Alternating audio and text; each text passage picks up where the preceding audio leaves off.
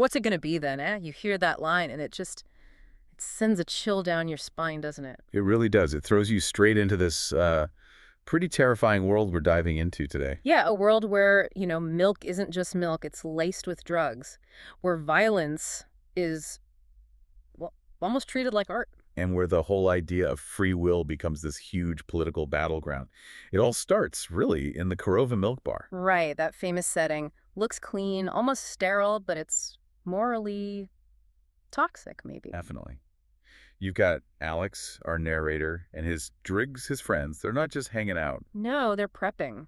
Drinking Moloko, milk, but mixed with synthamesk or drinkrom, psychoactive stuff. It's fuel for the night, for what they call ultraviolence. It's premeditated chaos. And right away, in the source material, Alex makes this distinction, doesn't he, about different kinds of altered states. He does. He talks about just taking drugs, feeling like you're dissolving, waiting for God, or bog, as he calls it. And he calls that cowardly, says it saps the strength out of a Chelovek, a person. Yeah, it's a really key insight into him early on.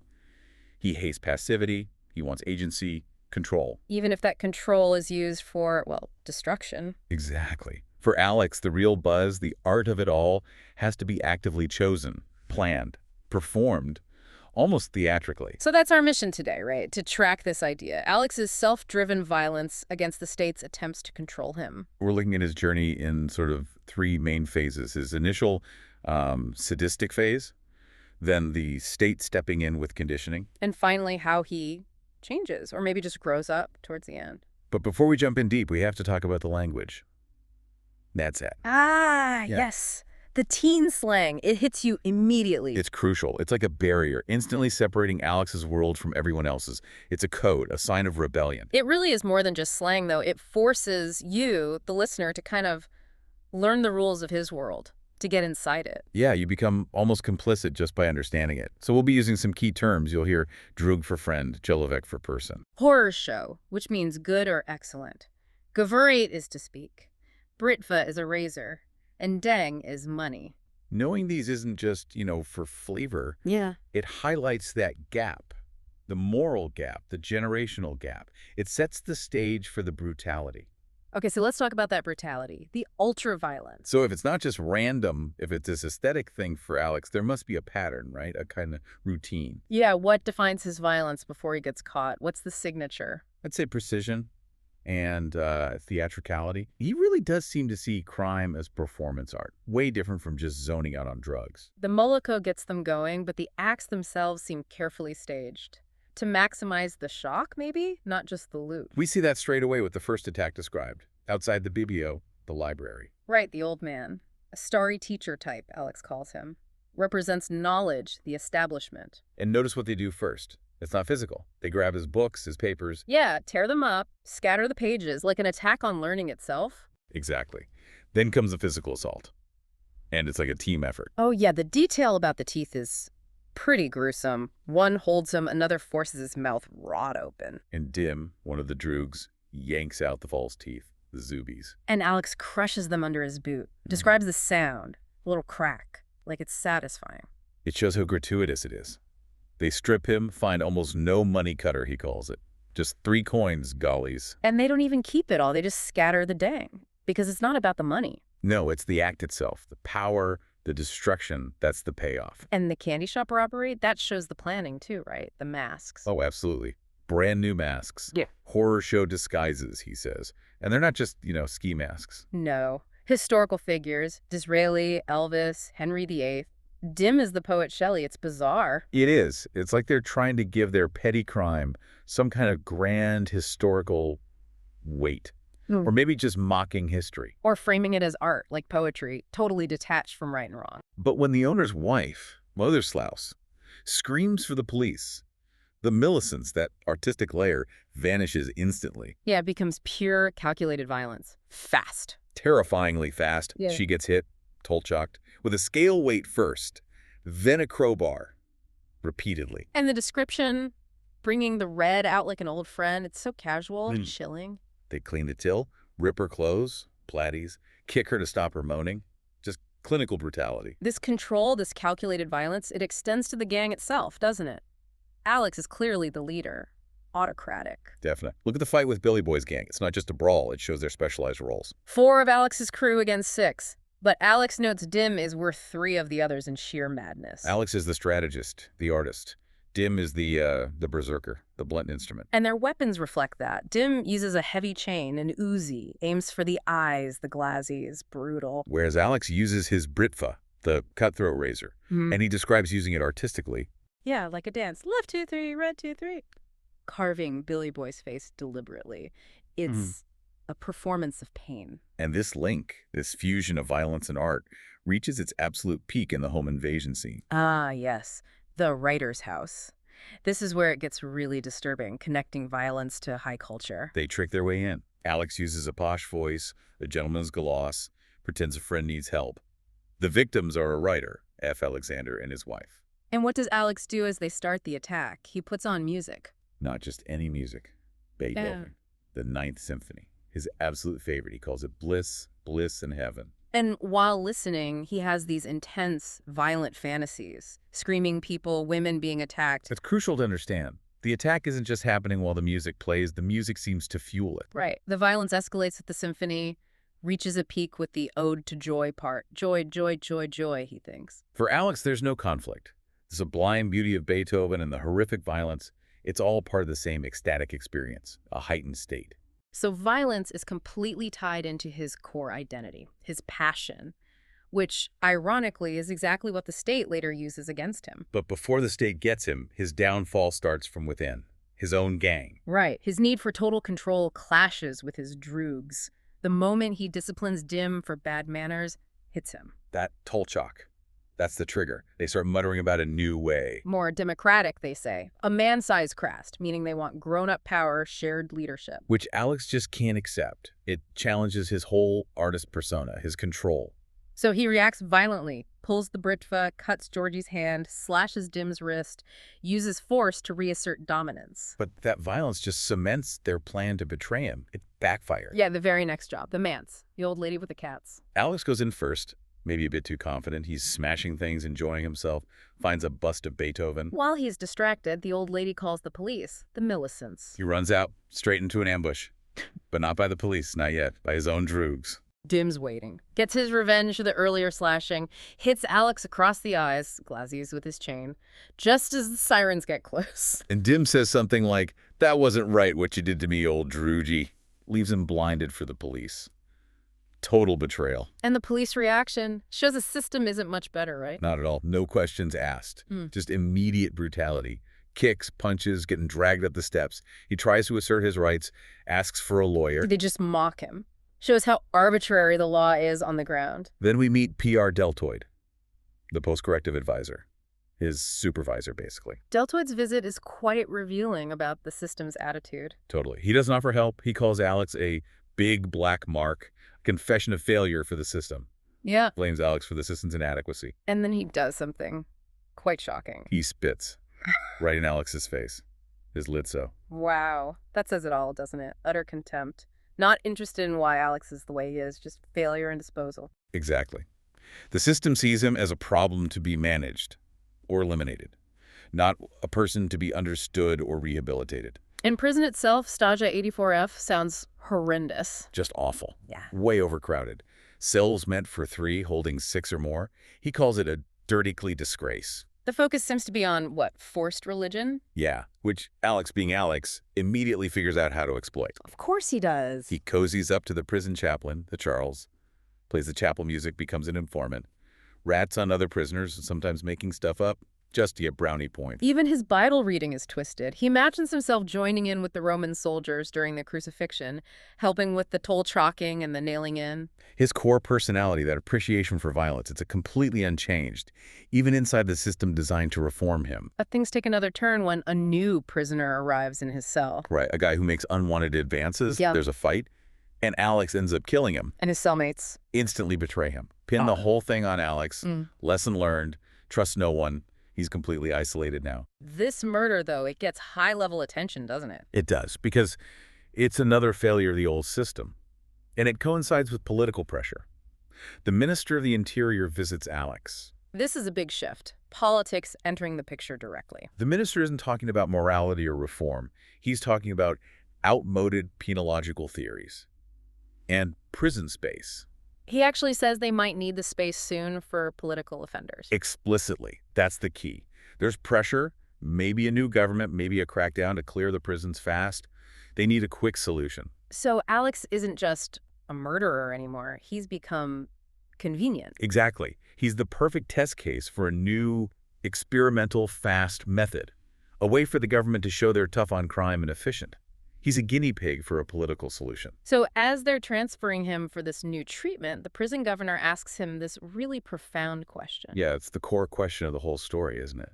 He asks Alex, basically, is it better to choose to be bad or to have goodness forced upon you? Deep and hard questions, he calls them. And it hits right at the heart of it. Does morality even exist without choice? Yeah. If you're programmed like a machine to do good, is it really good? The state seems to think so, or at least they think it's practical, solves the crime problem, but it maybe destroys what makes us human. That's the Clockwork Orange idea right there. Organic, alive, like an orange, but made mechanical, clockwork, turned into a thing. And they waste no time subjecting Alex to this. Ludovico's technique, the vesh, the thing. The setup itself is designed to be awful. He gets treated nicely at first, given injections he thinks are vitamins. But they're not vitamins. No, they're the conditioning agent. Then he's taken to the cinema room. And strapped into that chair, the description is horrific. Yeah, the clips holding his eyes, Yeah. Blazzy's open. So he physically cannot look away, can't even blink, hooked up to wires, monitors. And forced to watch films. Cine, just relentless graphic violence. Everything. Gang rape, mutilation, domestic abuse, even historical atrocities. Nazi films are mentioned. Just an onslaught. But the key isn't just watching it. It's the chemical reaction. That's the core of the technique. The drug in his system makes him violently ill whenever he sees violence. Crippling nausea, pain, thirst. It's unbearable physical suffering. How his body learns to associate violence with agony. Exactly. He's screaming for them to stop, but Dr. Brodsky, the guy running it, is just clinically observing, says they've hardly started. It's classical conditioning like Pavlov's dogs, but twisted, grotesque. Making the mere thought of violence trigger intense physical pain. Yeah. But then comes the part that truly breaks Alex. The music. Yeah.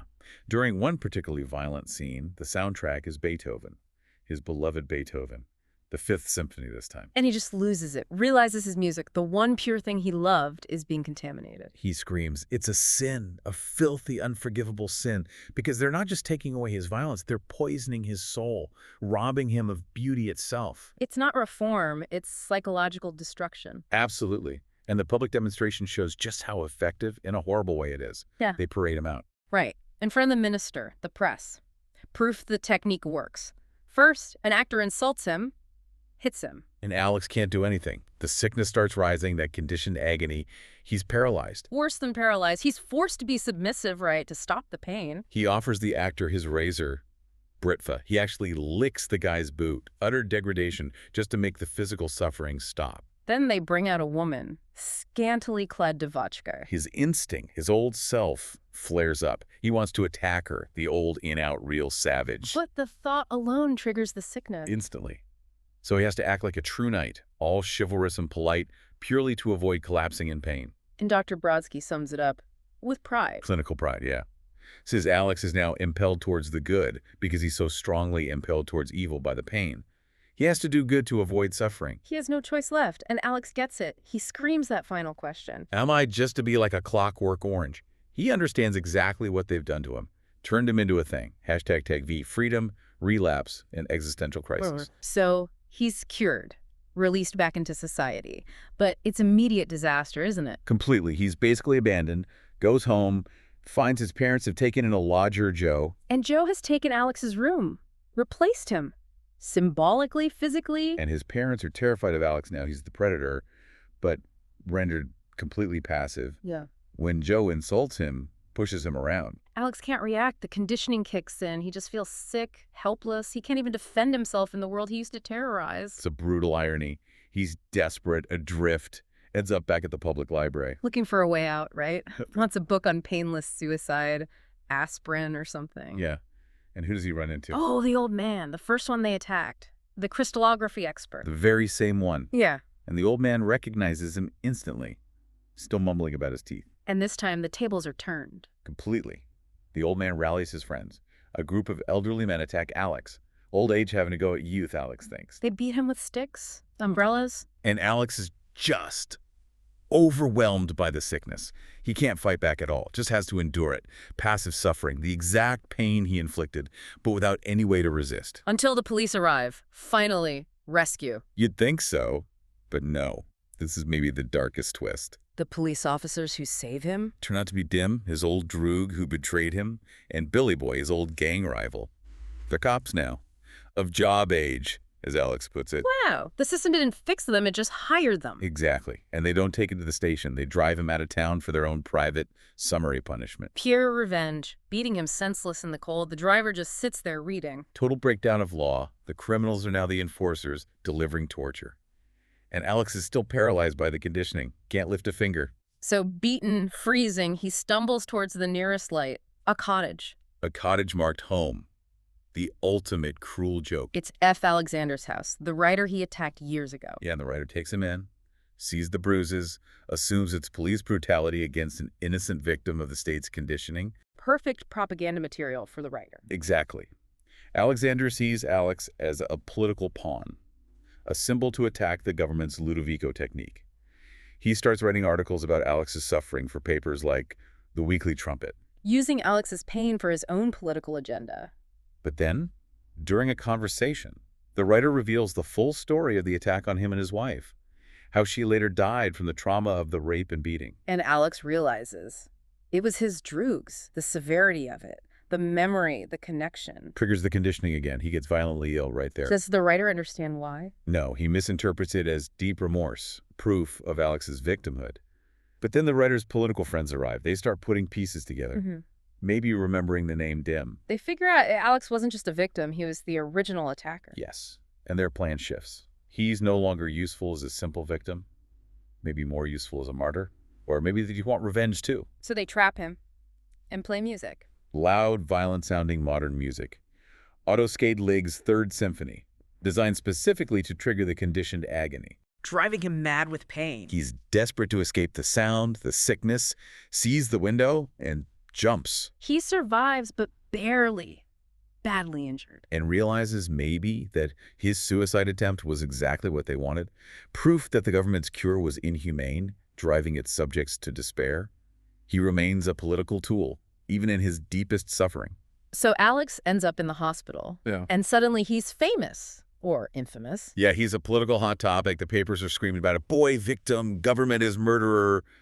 Big scandal. The new government, has a PR disaster on its hands. Absolutely. So political figures, including the new Minister of the Interior, the older one, out, they all rush to his bedside. Time for damage control. And while he's recovering, the doctors start testing him. They do.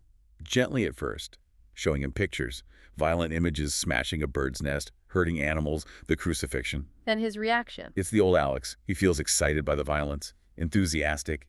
The sickness is gone. The conditioning has completely worn off. Just like that. Seems so.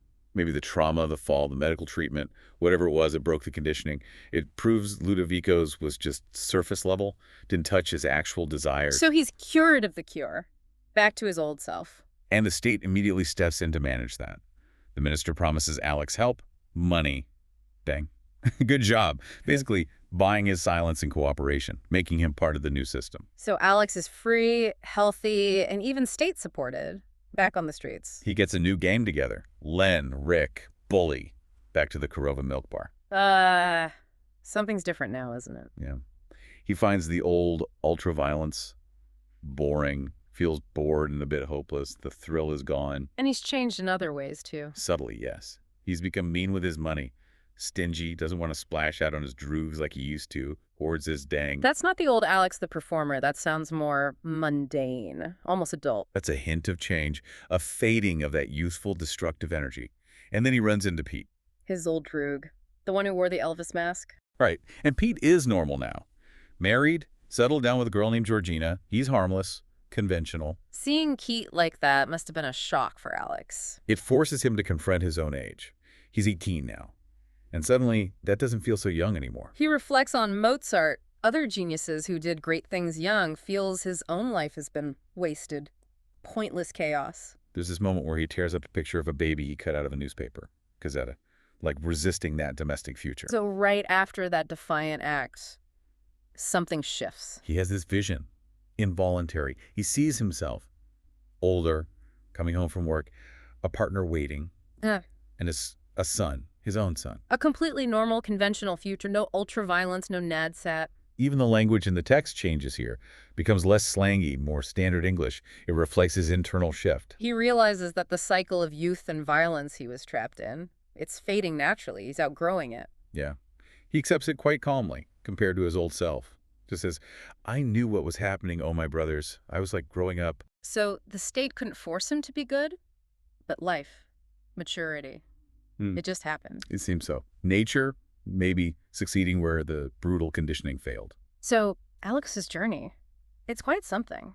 From the self-styled artist of violence through the state's horrific attempt to impose goodness and, finally, to just growing up. It really makes you question the limits of control, doesn't it?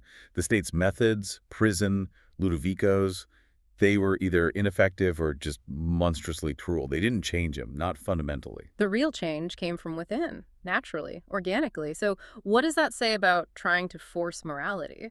That's the big takeaway, I think. The source material hammers home this question of choice. If you remove the ability to choose evil, like the conditioning did, have you actually created good? Or just a machine? A Clockwork Orange, functional, maybe predictable, but not truly moral. Exactly.